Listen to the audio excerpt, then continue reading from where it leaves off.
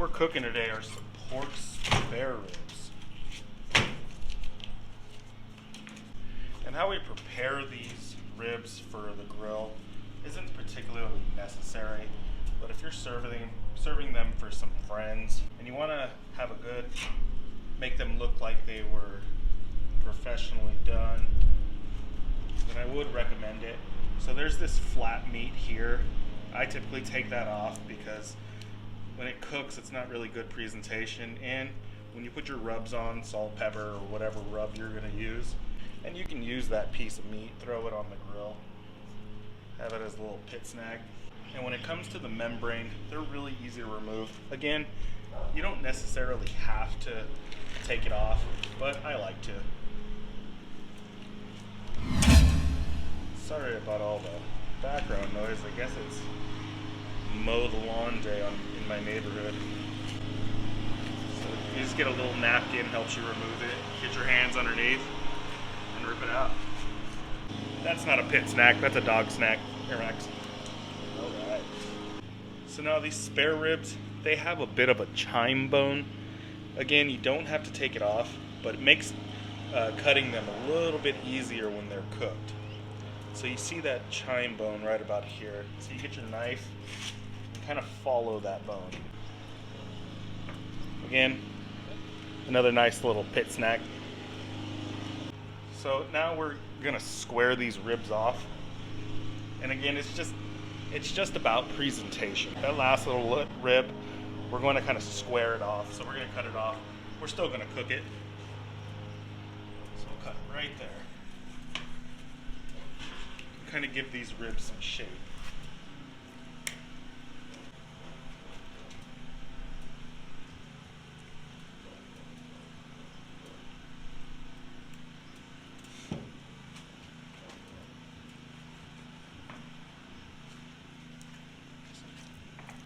So now that we've given these ribs some shape, we're going to go ahead and season it up. And today we're using Rob's Sweet Rub, one of my favorite rubs for ribs. I'll put a link in the description about where you guys can find this. And just go ahead and start seasoning it up pretty liberally. Get the edges. I like to season up my ribs before starting the fire, so it gives a chance for the rub to kind of seep into the meat.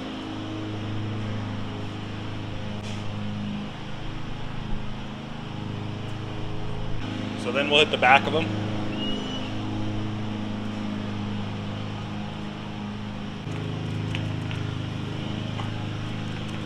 Don't forget the pit snacks.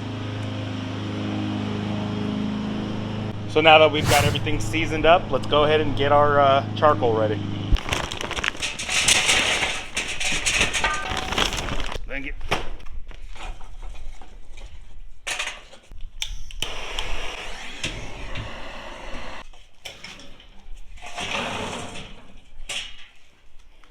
So I'm using some post oak today. I've used hickory in the past. I've used some mesquite before, but I think post oak works best. So we'll kind of leave that open and let the initial, kind of let it burn off. So while we wait for the wood to kind of burn down, we're going to go ahead and lay these ribs in there. We're going to lay the fattiest part of them towards the fire and not so close to the exhaust, because that's where heat is going to want to escape and it'd be a little hot zone there. So more in the middle, 3/4 of the on the way back or whatever. But the most important thing is with the meatier side towards the fire.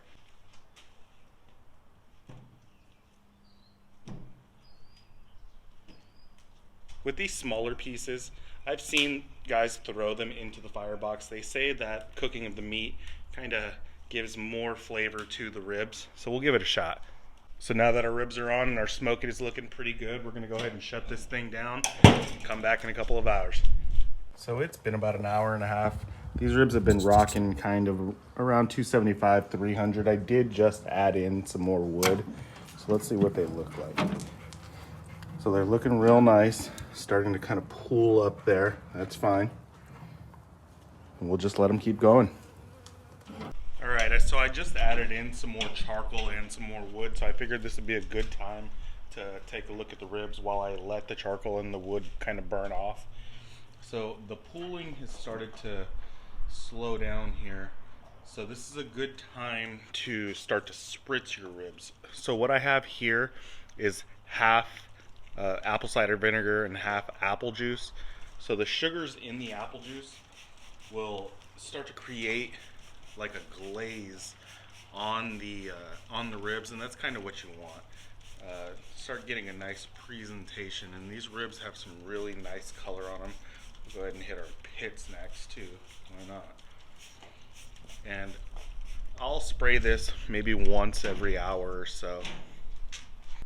So after looking at the ribs quite often, I kind of decided instead of once every hour of spritzing, I was going to start spritzing every 30 minutes or so. I mean, they're looking really nice. You see that they have a really nice mahogany color to them. That's something you really want to look for. Does Max approve? I think so. All right, we kind of dipped below the 250 range, so we're going to add some more wood and some more charcoal. But for anyone that is wondering, I wanted to probe it to see what we're looking at. It's about 150, and they're still probing kind of tough, so we'll still let them go. And we're about hour 4.5. Yeah, we're still probing tough. So we're going to still let these things go.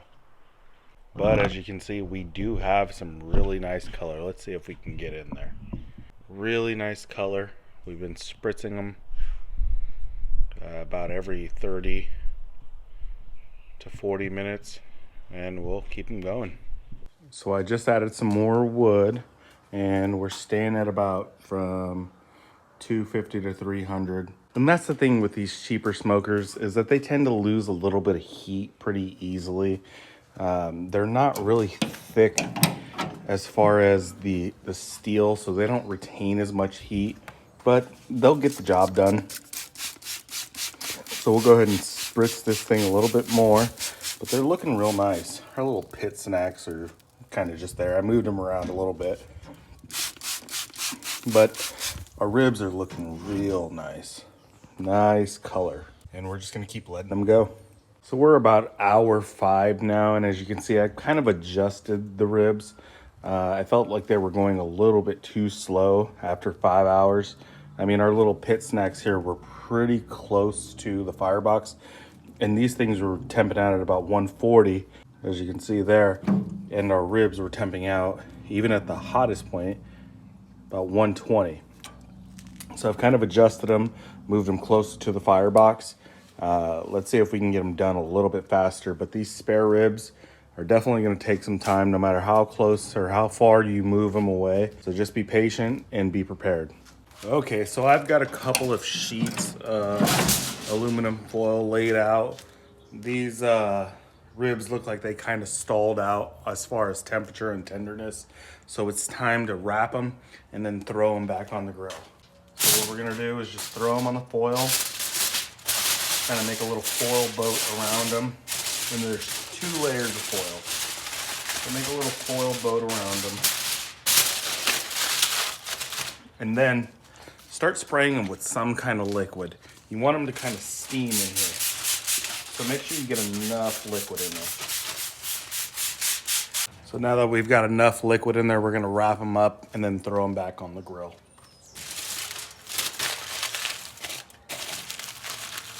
Okay, so now that they're all wrapped up, we're gonna leave them on the grill wrapped up for a few hours and stop adding wood at this point because wood is a little bit more expensive than charcoal. So just add charcoal. All you need is heat. There's no more smoke that's gonna get on these ribs. Okay, so it's been about 7.5 hours, almost 8 hours. So I wrapped these ribs a couple of hours ago, maybe 2 to 3 hours ago, to start getting them nice and tender.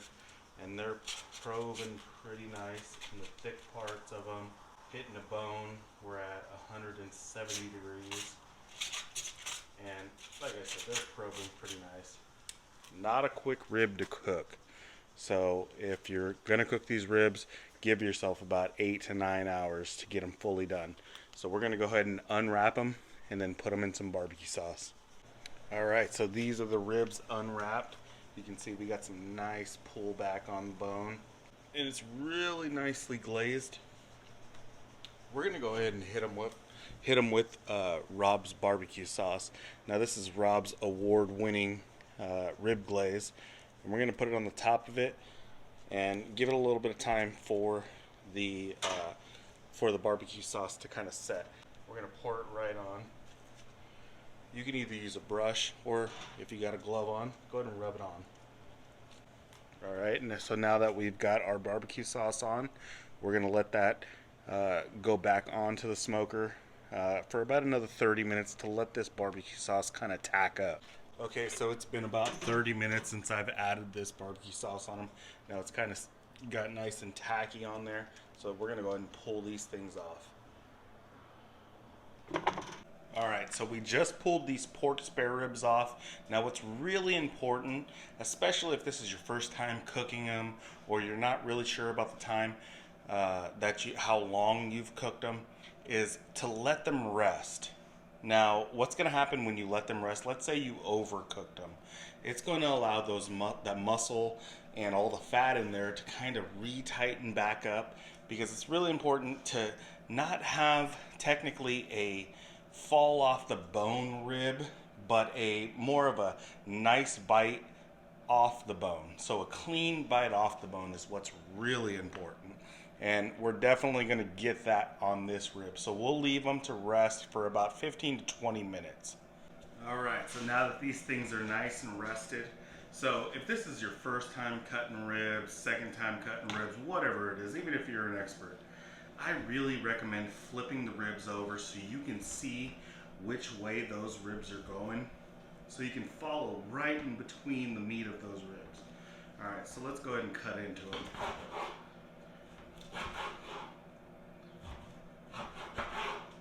Oh, these things are nice and tender. And again, I mean, taking off that chine bone really helped, because had we still had that thing on there, we would have been sawing into bone and we'd have just had a difficult time. So we're just sawing right through these things.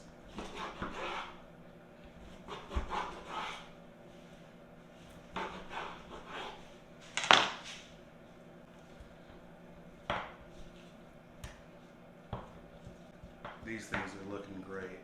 It's exactly what you want to see when you're cooking up some ribs. Nice, juicy ribs. Can you guys see that?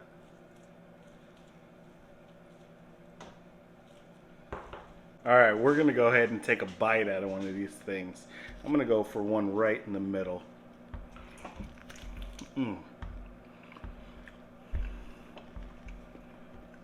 Oh, that's real nice smokiness in it. Again, bone doesn't just fall off, but it bites nice and clean off of it. And that's what you're looking for in a good rib. I mean, just look. That's a clean bone. That's exactly what you're looking for when cooking these ribs. Highly recommend you guys giving this a try. That's going to do it for today's video. Go ahead and like and subscribe, and let's keep this channel going.